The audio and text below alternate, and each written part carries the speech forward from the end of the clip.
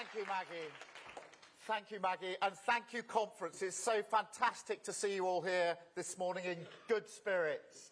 And it's such a pleasure to be here with my London Labour family. Really good to see you all in a city which knows better than some parts of our country the difference that Labour in power can make. From Hackney to Hounslow, Lewisham to Brent, we're standing by our communities in this cost of living crisis, making a difference. You see it right across the city. Cheaper bills on Waltham Forest and Enfield award-winning home insulation scheme. The safer streets in Redbridge, community enforcement hubs tackling antisocial behaviour. The primary school children no longer going hungry in Westminster. Labour Westminster.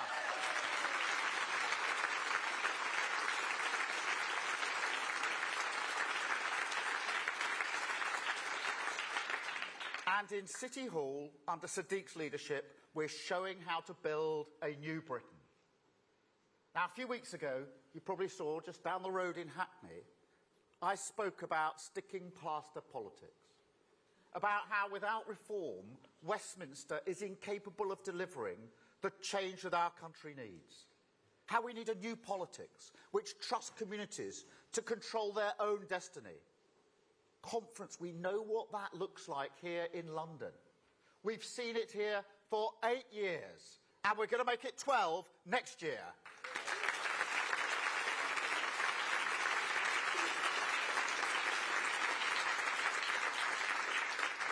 It's more new homes than at any time since the 1930s. More new council homes than any time since the 1970s. A golden era of house building, which is tackling London's affordability crisis at source.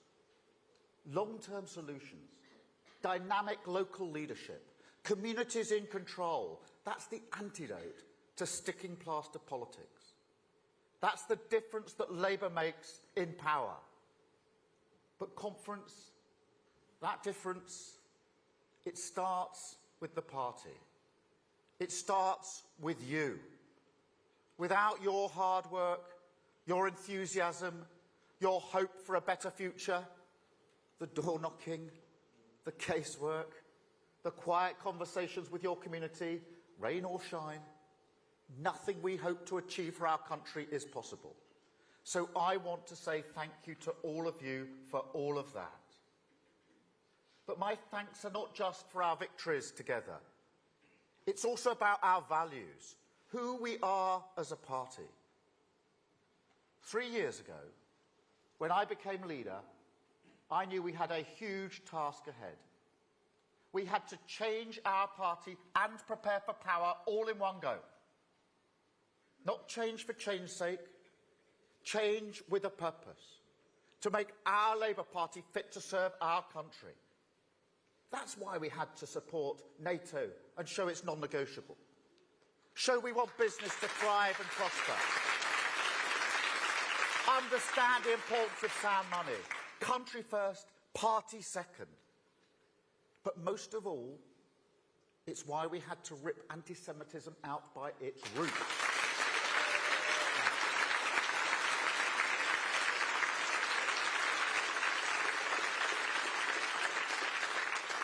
This has been on my mind this week, of course it has. Only yesterday, like many people here I'm sure, I paused to remember the worst evil in human history. To reflect on the burden of anxiety and pain Jewish communities still carry as part of that history. And to say, as we do on Holocaust Memorial Day every year, never again. Last week, Johnny Newton from the Community Security Trust put out a message about our journey on anti-Semitism. But before I share it with you, I need to be clear about exactly what the Community Security Trust does. They campaign against anti-Semitism, of course, but their main focus is protecting Jews from hate, from intimidation, from violent attack in their communities, at synagogues, at schools. Conference, this is the awful reality Jewish communities still face in Britain, and the work of the Community Security Trust is vital. But Johnny's message is clear and painful to hear. He says, in 2018 and 2019, Labour-related anti-Semitism was a key driver of sustained anti-Jewish hatred. That's the stain we are trying so hard to remove from our party. But he goes on, because now, in 2023, he praises the work we've done, meticulously developing and implementing new policies, warning against complacency, no equivocation. Conference, let me be clear, this work never stops. Our commitment to fighting all forms of hate and discrimination never stops, never again, never stops.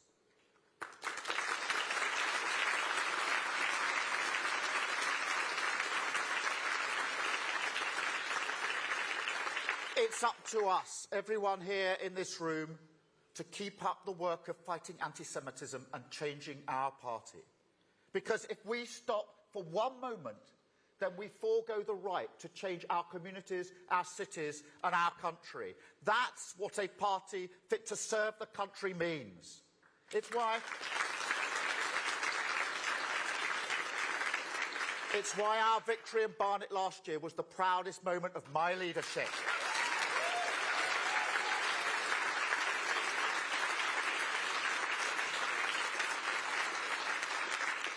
So I say to Jewish communities there and everywhere, we know we must never let up, and we won't.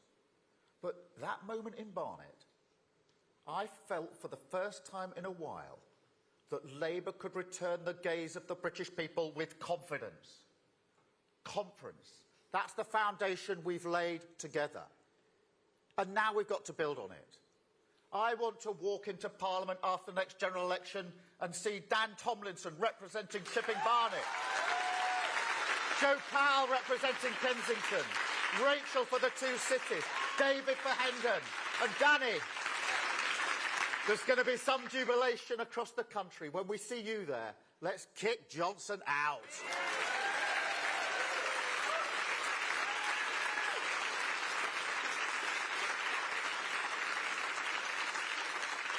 For Conference, make no mistake, we'll have to work for it. The Tories will never give up on power. That's not who they are. So no let up, no complacency. Fight for every vote. Britain is crying out for change, crying out for decisive leadership, and we must provide it. Prove that we can be a bold, reforming government. Show not just what the Tories have done to Britain, but the Britain that Labour can build. A fairer, greener, more dynamic country, with an economy that works for everyone, not just those at the top, and a politics which trusts communities with the power to control their own destiny. Now, this is crucial.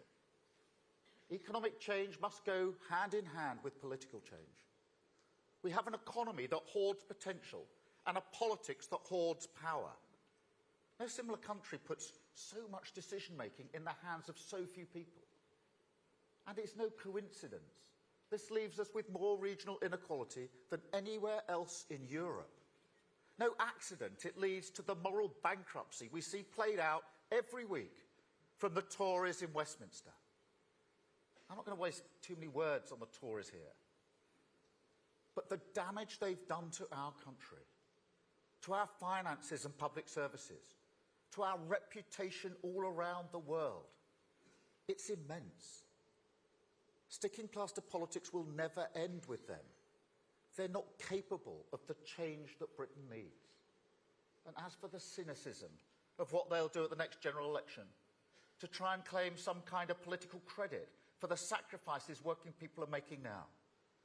As if the ambulance waiting times, the burglaries going unpunished, the mortgages through the roof are somehow not their fault. No. This is why we've got to rise to the moment. Give people a sense of possibility again. Light at the end of the tunnel. And look, let's be honest. This is going to be hard. Every policy we announce must be fully costed. The lesson of the last year is stark. Lose control of the economy and it's businesses and working people who pick up the bill. We can't let that happen. Even when it puts a brake on things, good Labour things, we might like to do in power. We have to understand sound money in our public finances comes first.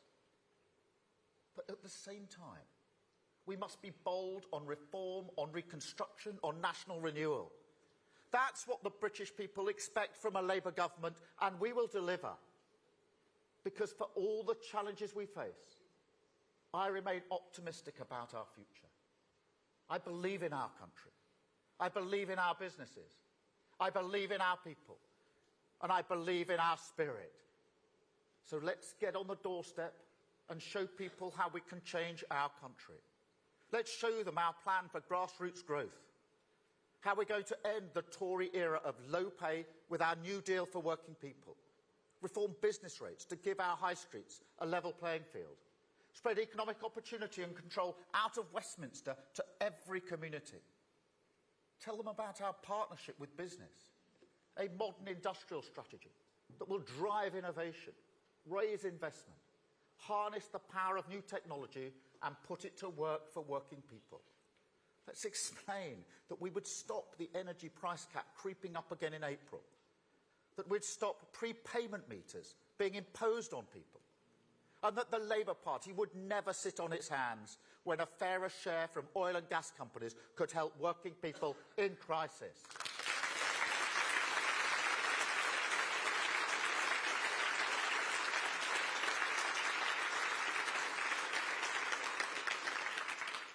But also be clear that sticking plaster politics is not enough to end the cost of living crisis. That we have to have a plan for the long-term cure. That we will insulate 19 million homes. That we will invest in the clean British energy that gets us cheaper bills forever. That will give our country energy independence from Putin forever. And with great British energy, that we will turn the golden opportunity of clean energy into the secure, well-paid jobs of the future for every community. But conference, be clear about this as well. Only Labour understands that you can't fix our economy without first fixing our public services. That's why we'll reform the employment service to get more people back to work. Give everyone who needs it access to mental health treatment within 4 weeks. Build a modern childcare system that supports parents and women to flourish. More police on the streets, more affordable housing, more support for our NHS. You know, one of the great privileges of being born in Britain, certainly for all my life, is knowing that if you get ill, if you have a serious accident, you'll get decent health care, whatever your circumstances. Not every country has that, and the anxiety it causes is huge. But when you've got 7 million on waiting lists and rising, when you've got to fight tooth and nail to get a GP appointment in 3 weeks' time, when you call an ambulance for a stroke and it won't get there for an hour and a half, isn't that precisely where we are? Conference, we can't let sticking plaster politics destroy our NHS. I won't stand for that, and Labour won't stand for that.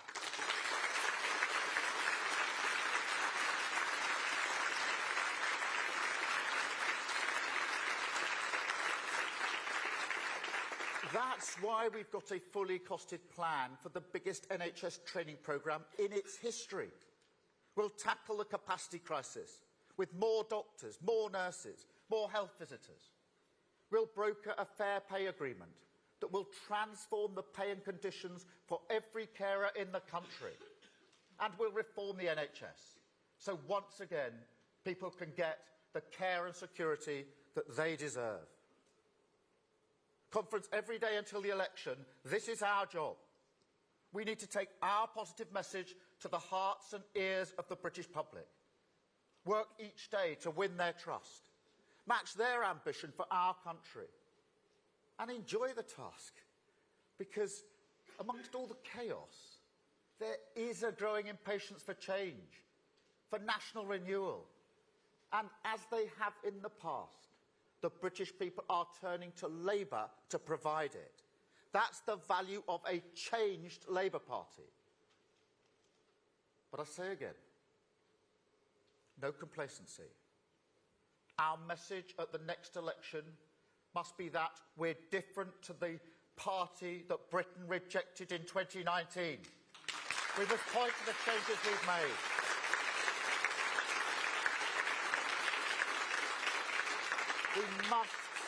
We must say never again will Labour be a party of protest, not public service.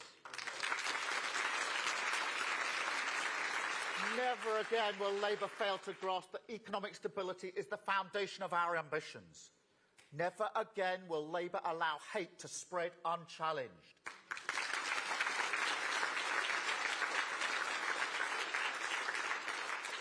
We've changed our party and we're ready to change Britain.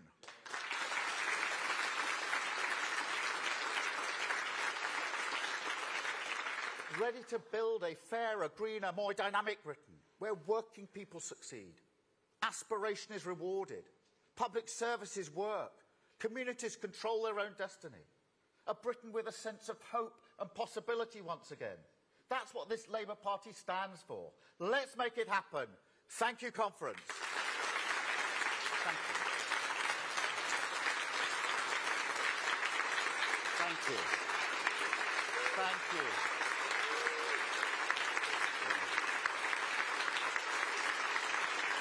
Thank you very much.